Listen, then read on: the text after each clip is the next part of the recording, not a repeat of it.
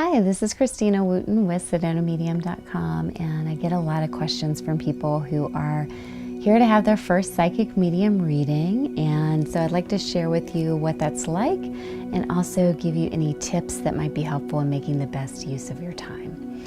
I am a certified psychic medium, and so what I do during a reading is I start with an opening prayer, tune in and connect to the energy of the person that I'm reading, and then I begin to give initial impressions and information that I'm getting from Spirit.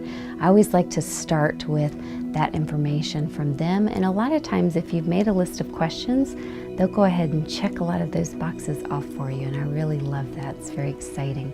But you can get information about a variety of different things. It can be career, business, health, legal, real estate, investments, family, friends, love and relationships, children, soul purpose, spirit guides, just a variety of different things you can get insights on. Additionally, you can also have reunions where spirit loved ones who have crossed over would like to come through and make a connection or share a message with you. Or even better, we have our fur babies, pets that will sometimes come through and make a connection as well, and those are always really special.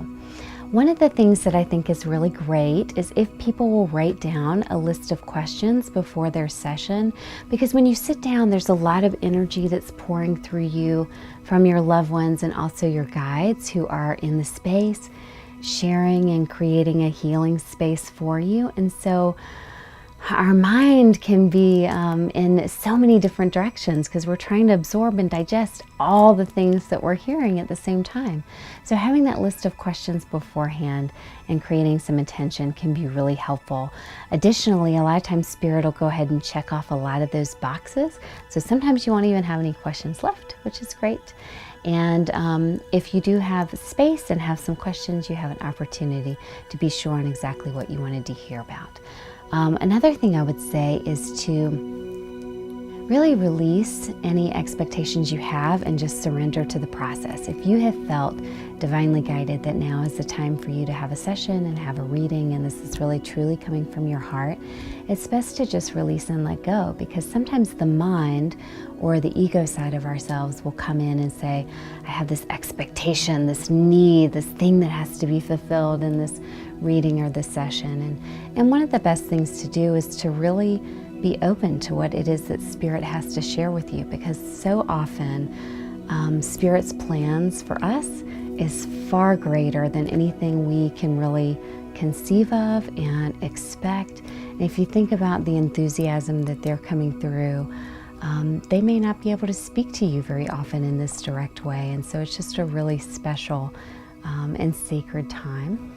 Another tip that I would have is to record everything. So in my hour-long sessions, I record everything onto an MP3 file and then upload that to you afterwards. And that's particularly helpful because you can hear exactly what Spirit said in exactly the way that they phrased it. And sometimes there's a lot of specifics there in language that's beneficial and helpful to be aware of and to be able to listen back to, particularly if a loved one comes through that connection is very meaningful. To be able to hear what they had to share with you at any time is a really beautiful gift.